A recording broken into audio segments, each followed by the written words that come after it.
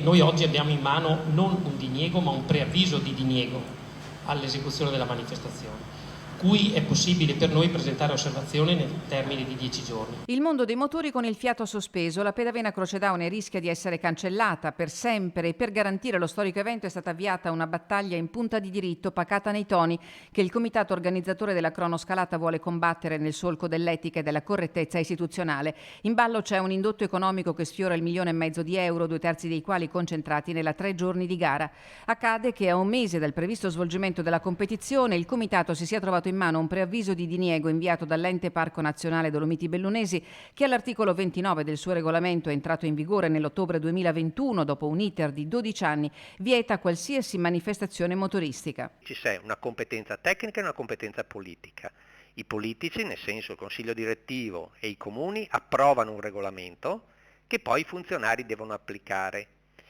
Quindi su questo aspetto oggi c'è una norma che è, secondo noi, molto chiara e non può essere interpretata in maniera diversa. Impossibile capire la ratio di questo articolo che, è bene chiarirlo, non è opera del Ministero ma scritto dalla politica nostrana già nel 2009 e approvato per ben 3 volte dalla comunità del parco. Purtroppo oggi emerge un problema che è partito nel 2009.